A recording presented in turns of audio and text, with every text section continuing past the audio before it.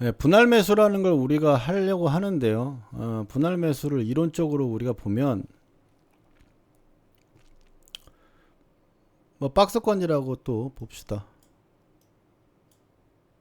이 박스권이라고 하면 지지와 저항이라고 나누는데 이 선을 이걸 선이라고 생각하면 여기 구간에서 선에선 지지를 받는 거예요. 그러니까 같은 맥락으로 이해하시면 되겠습니다.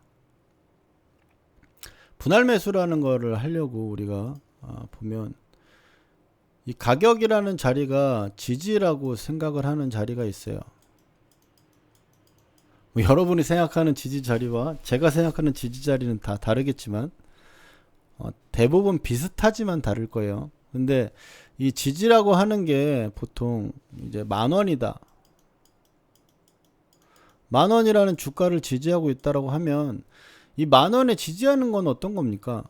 이게 1,100원, 200원까지 돌리고 나오면 이건 1,200원 지지가 되는 거고 10,000원 찍고 돌리면 10,000원 지지가 되는 거고 9,800원 찍고 돌리면 9,800원 지지가 되는 겁니까? 아니죠. 그러니까 지지나 저항이라고 하는 자리들은 대부분 거의가 아니라 그래서 지지하는 구간, 지지하려는 구간에서도 바로 이렇게 돌릴 수도 있지만 지지하는 구간에서도 계속 이런 식으로 움직일 수가 있어요. 그래서 지지라고 하는 부분들은 여기서 이제 보통 세 가지를 얘기하는, 그러니까 기본적으로 얘기하는 이 세 가지 이제 이야기하는데 이 가격대에서 아까 제가 얘기했을 때 이제 트랩과 페일러라는 얘기 잠깐 했는데 기억나세요?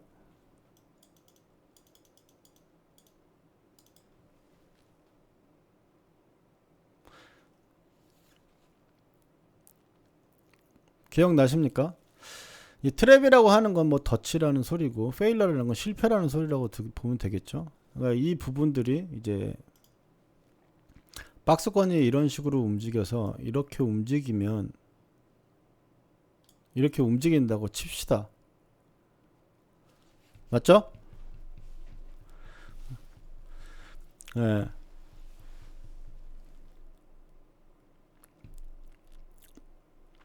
지지라고 움직인다고 치자고요. 그러면 이렇게 치는 거는 우리가 가정을 하는 거예요. 이게 이렇게 박스권 나오는 경우는 어디서 많이 나옵니까? 이게 박스권이 많이 나오는 어디서 많이 나와요?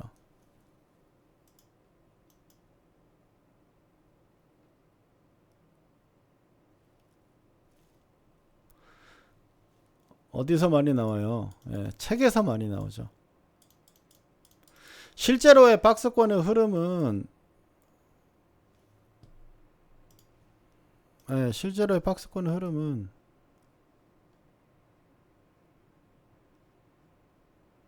이런 식으로 나오잖아. 책에서는 이렇게 딱딱딱딱딱딱 나오는데 실제로 내가 쳐다보고 있으면 박스권은 이런 식으로 나와요. 그래서 이 지지라고 하는 어떤 이 지지하려고 하는 이제 밴드가 있다면 이 밴드라는 구간이 이렇게 지지하려는 구간이 있다면 이 구간에서 또 보기 그러니까 선 하나로 할게요.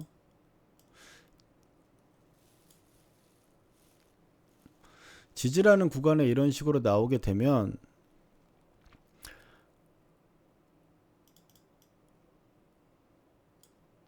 원래는 이렇게 움직이는 게 정상이라고 하나 살짝 누가 깨졌는데 물량을 굉장히 많이 들고 있다가 여기 와가지고 밑으로 내려오니까 빠질 것 같아 툭 털어버렸어요. 그럼 이 정도까지 빠질 수 있겠죠. 그러고 나니까 다시 이제 회복하는 경우도 있을 거고.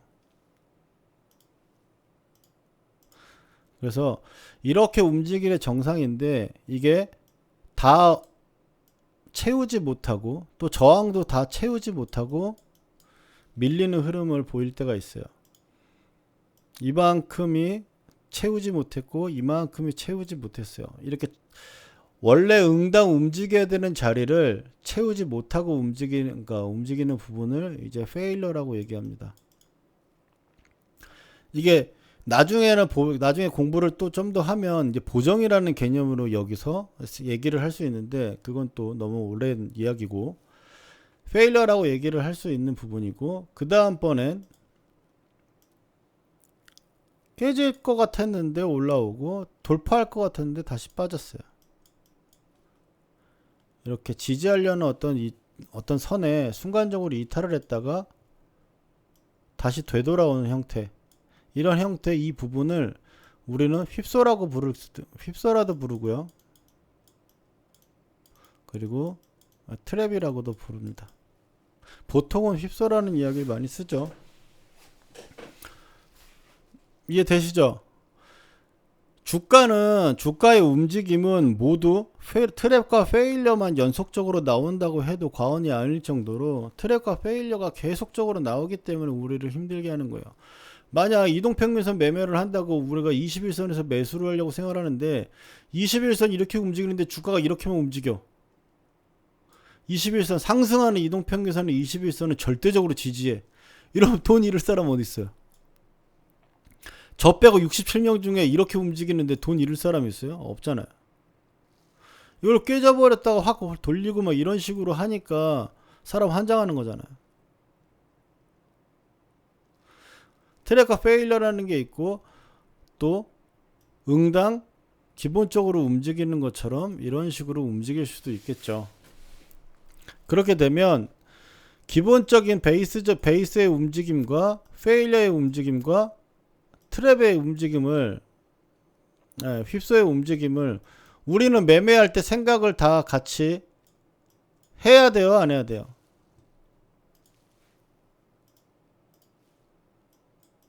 매매할 때 이 세 가지를 다 해야 될 거 아니에요. 내가 이 종목을, 결국에 제가 박스권이라고 얘기해서 여기서 매도 얘기를 하지만 주식은 달라요. 주식은 여기서 매도를 할지 말지, 할지 말지 결정을 하는 데 있어서 내가 여기서 매수를 해야 여기서 내가 결정할 수 있는 권리와 기회를 가진다고 했죠. 그런 상황에서 열어두고 보는 거고, 여기 온다고 무조건 매수하는 게 아니잖아요. 여기 구간에 왔을 때는 이제 매수 마인드를 보고 매수할지 말지에 대한 각자의 자기만의 뭐 느낌이나 혹은 뭐 기준이나 일봉상의 자리나 이동평균선이나 이런 걸 보고 종합적으로 판단을 해야겠죠. 어찌됐든 간에 그런 부분들에 너무 세세콜콜하게 많은 부분들을 다 이야기가 하고 우리가 지금 그거를 감안하고 예외성을 둔다면 삼라만상을 다 이거는 A다라고 말하는 거가 동일한 거기 때문에 말이 안 되는 소리죠. 그러니까 휩소가 나올 수도 있고 페일러가 나올 수도 있고 그냥 베이스의 기본 움직임이 나올 수도 있어요. 그러면 저점은 어떻게 돼요? 이렇게 주가가 움직이게 되면 저점은 여기거나 깨진 자리거나 이 자리거나 알 수가 없죠.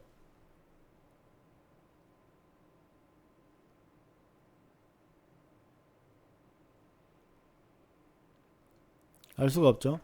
그래서 이거를 우리가 보면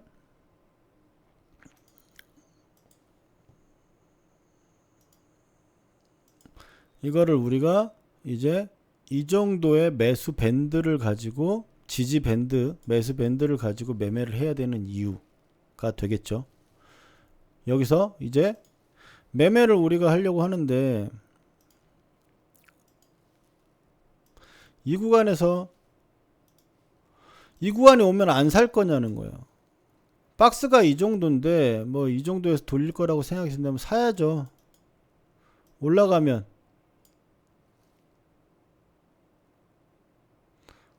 이제 이거 가지고 수익을 내는 거고, 만약 빠지면 여기서 추가 매수를 하든지 해야겠죠. 또 정확하게 내가 생각하고 있는 이 자리까지 밀렸을 때도 추가 매수를 해야겠죠. 그럼 기본적으로 3번 나눠서 사야 되잖아요.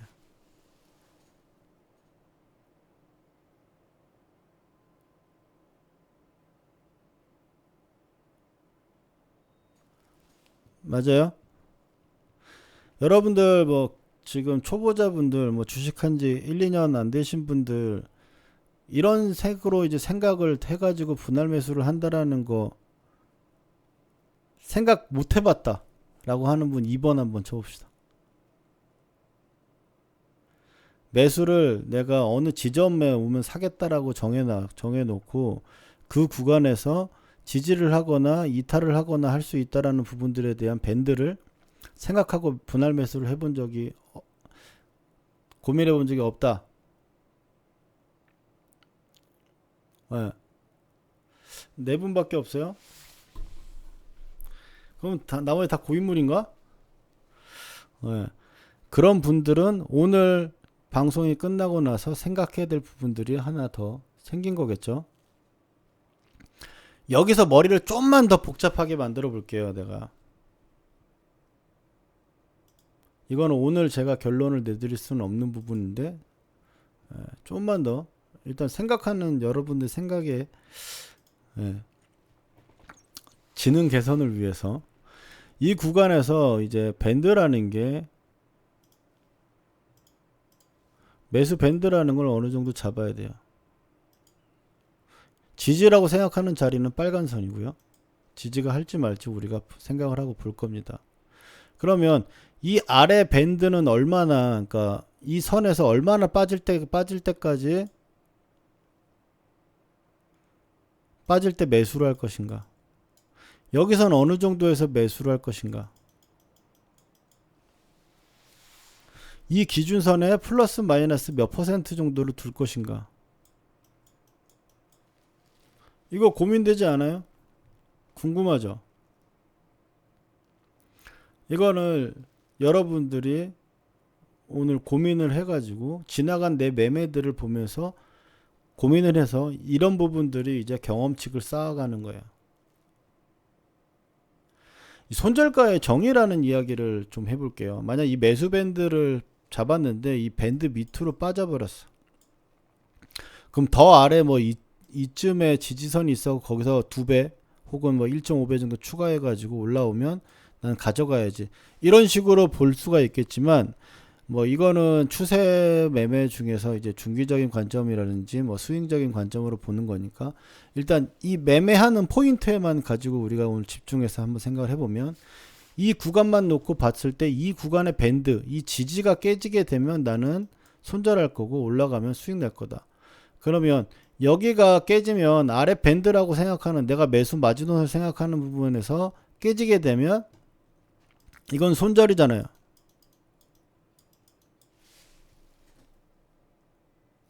이 오마이갓. 죄송합니다.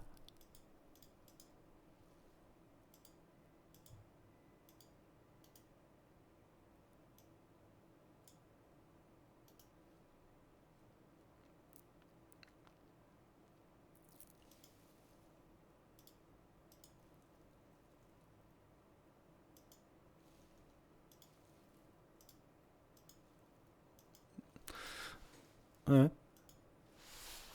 네, 이렇게 놓고 본다면 이 밴드라고 하는 부분들 여기가 깨지면 우리가 손절을 해야 될 거야. 맞죠? 이 손절이라는 걸 사전적인 정의로 나는 한번 찾아보시면 길어요. 긴 게 어떤 내용이냐면 내가 매수를 접근해서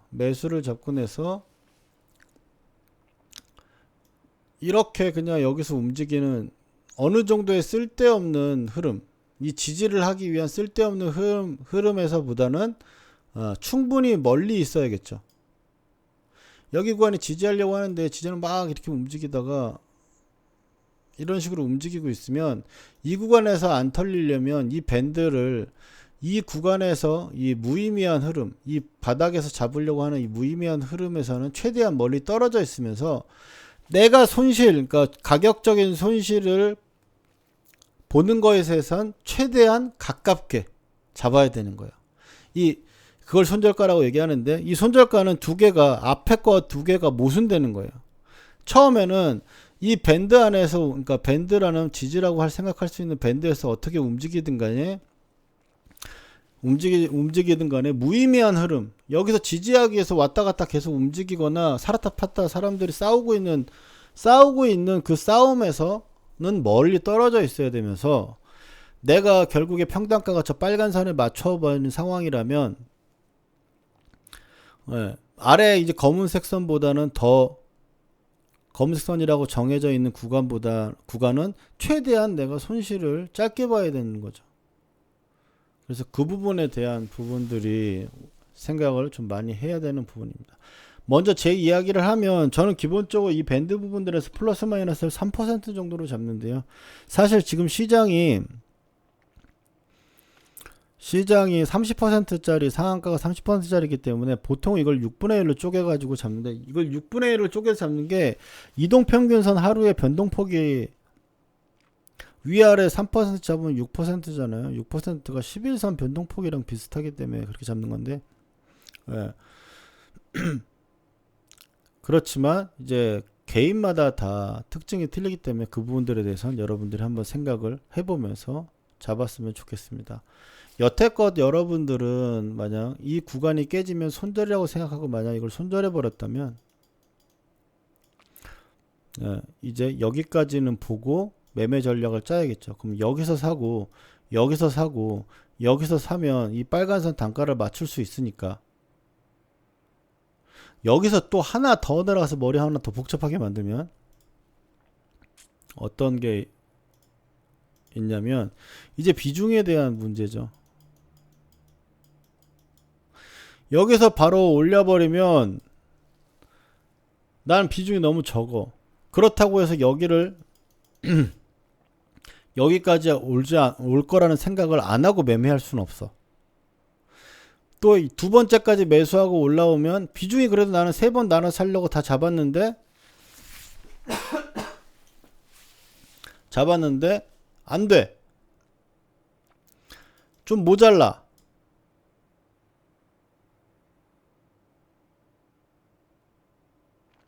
모자라죠. 못 잡아. 또 만약 밑으로 또 내려왔는데 여기까지 만약 다 내려오고 올라가면 이게 베스트죠. 베스트인데 이럴 경우가 거의 없어요.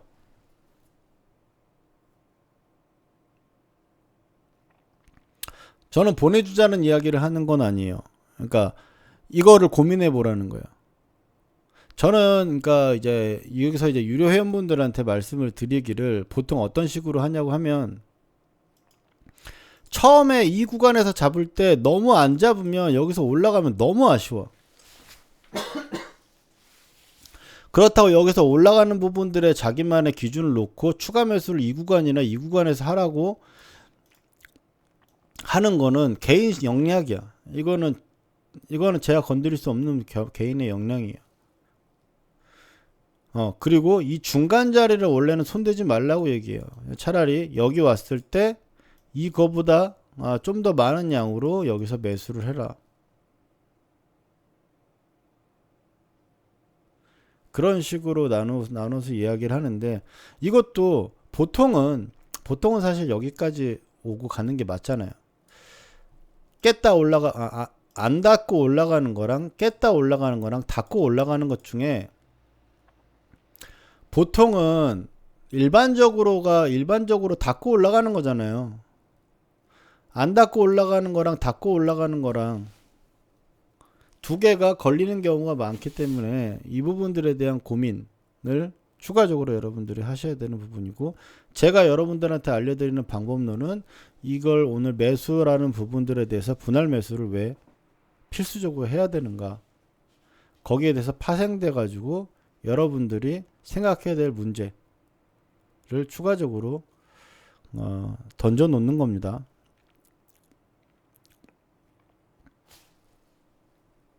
좀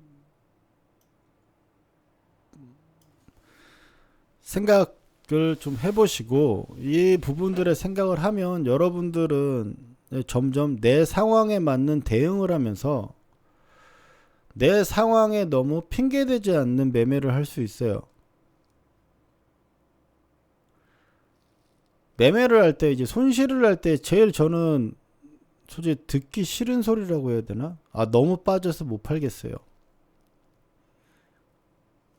라는 이야기를 좀 듣기 싫어합니다. 솔직히 회원분들한테. 너무 빠졌으니까 안 좋은 건데 왜 그걸 못 판다고 얘기를 하나.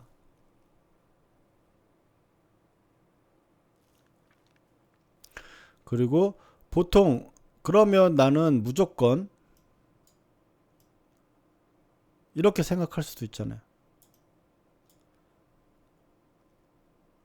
무조건 닿는 거 아래로 내려올 때만 나는 사야지.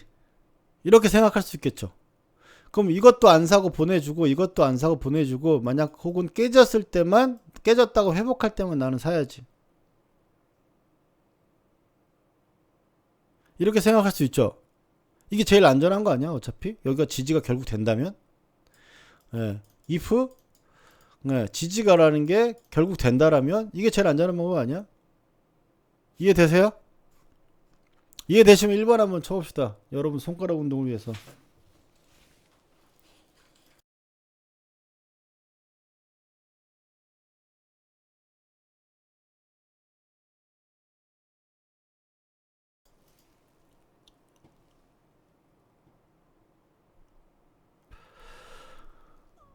예, 이게 지지가 마찬가지인데 여기에 대해서는 문제라는 게 있어요. 그래서 또 분할 위에 자리를 이 자리를 안 볼 수가 없어요. 자, 강한 수는 이렇게 움직여요. 어, 하나만 제일 강한 건 1번이 제일 강한 거고요. 그 다음에 2번이 강하고요. 3번이 제일 약해요.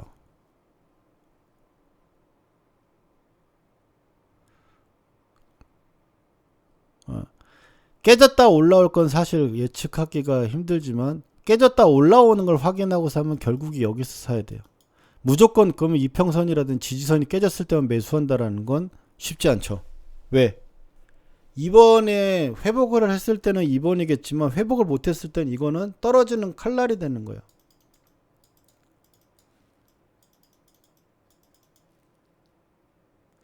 제일 강한 건 닿지도 않고 바로 돌려가지고 올라오는 것이 제일 강하겠죠. 그럼 결국에 제일 강하고 제일 좋은 걸 살려고 맨날 연습하고 제일 예쁜 여자친구 만들려고 평생을 노력하는데 제일 멋있고 잘생긴 주식을 살려면 1번에서 잡아야 되잖아요. 강한 종목들은 3번까지 뭐 3번 이 정도까지 딱 지지선까지 안 밀립니다. 그냥 바로 돌려버려요. 잠깐 맛배기 보여주고 돌려버려요. 그래서 이 부분들에 대해서도 분할 매수를 우리가 필연적으로 해야 되는 거.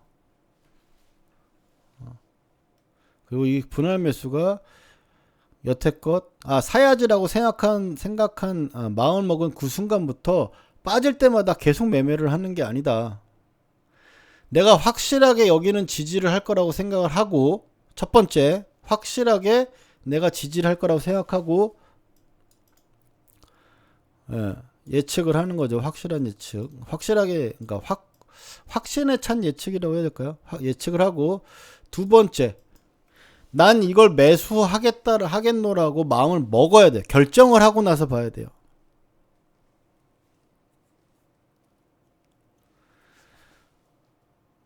결정을 하고 나서 봐야 된다. 그 다음에 세 번째는 거기서 이 분할 매수라고 하는 부분들에 대해서 어떤 식으로 접근할지 전략이라는 게 있어야겠죠. 2번만 그러니까 딱 찍고 돌렸을 때 내가 비중이나 1차 분량 1차로 잡을 수 있는 그 비중을 채울 수 있는가, 어떻게 하면 채울 것인가, 깨서 돌렸을 때까지 나온다면 어떻게 내가 비중을 만들 것인가, 이거를 하지 않으면 결과라는 게 어떤 식으로 도출이 되냐면 가장 조금 산 거는 수익이 많아지고 제일 많이 산 거는 손실이 많아지는 이유가 될 수 있죠.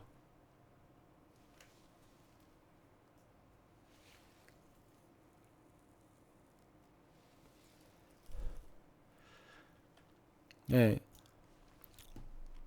좀 이해가 되시나요? 인과관계라는 게 이론에서 실전까지는 계속적으로 인과관계라는 게 유지가 돼요. 그러니까 그게 이제 이번에도 맞을까, 이번 이 종목에도 맞을까라는 건 이제 거기서부터가 이제 더 중요한 이유가 되겠죠. 예, 분할 매수를 우리가 왜 해야 되고 하는가에 대해서 여기까지 한번 이야기해 보도록 하겠습니다.